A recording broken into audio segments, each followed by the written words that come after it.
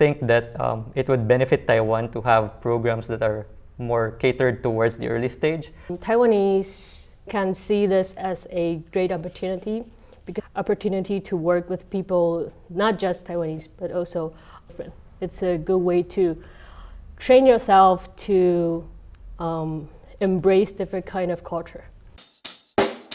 Check the mic and make sure it sound right, boys.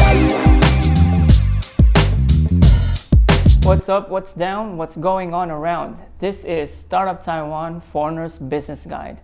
I'm Paulo Leasing, founder at MillionDC.com. This YouTube channel and podcast are offshoot of my book, Startup Taiwan Foreigner's Business Guide, published in Q4 last year. This channel will find answers to your questions about how to start a business in Taiwan. So leave those questions in the comment section below. Enough about me, let me introduce our guests.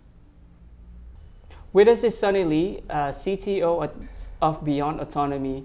Welcome to the show. So I know for a fact that in 2020, last year, you were planning to go to Germany to work for a startup, but because of COVID-19, you stayed here.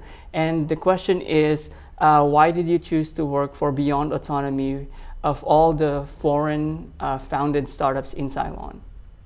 Okay, so first of all, as you mentioned, I wanted to go abroad. Mm-hmm. So, and I figured that it's not really different working with a bunch of foreigners and then actually going abroad to work in some place else. So that's the first thing.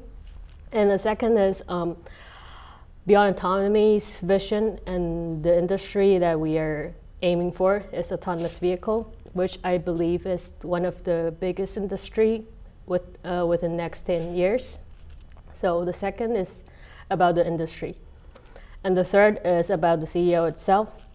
The first few times I met Earl, I didn't know that he was trying to ask me to join the team, but he kept on trying, and I can feel that he's proactive, and this is the main thing that I really like about him. He tried to make things work, and it's like one of the most important thing when we are in a startup. So that's the thing. And the second, after I joined the startup, I realized that he knows a lot of knowledge about different kind of things, and he sort of mentored me through the process of the software and everything, and this really helped me a lot. So that's the three things. The first is my own stuff that I wanted to go abroad, and the second is the industry, and the third is the CEO. I guess the main question that I'm trying to get into is that how do we get more startups that are composed of local Taiwanese and foreigners in Taiwan? How?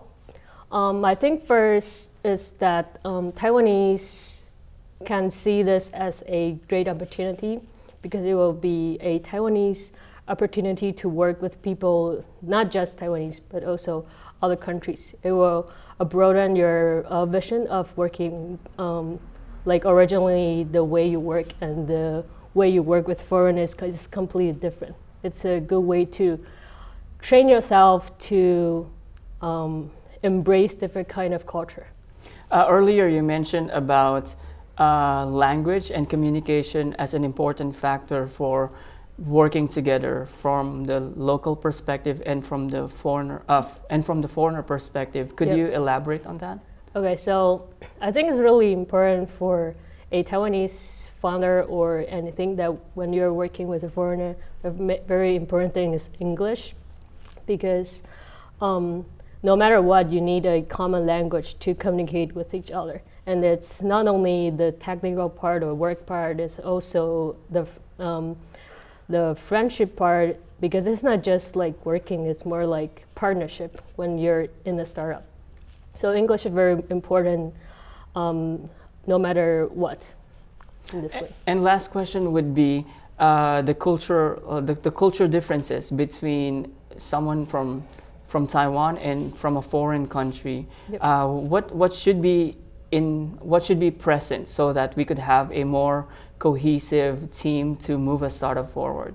To move a startup forward, I think the first thing that I would like to mention is that probably a lot of Taiwanese don't have the opportunity to meet or work with some foreigners. So first, I think Taiwanese can try to embrace this kind of chance to broaden your horizon and try to know about other cultures. That's the first thing.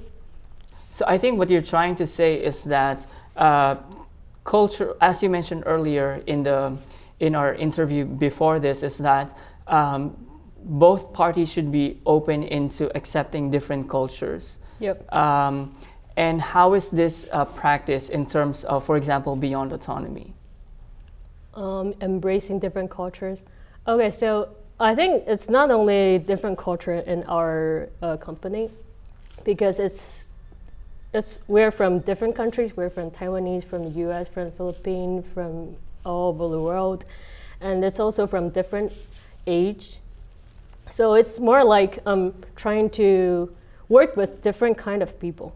It's not just different countries. It's also like different culture.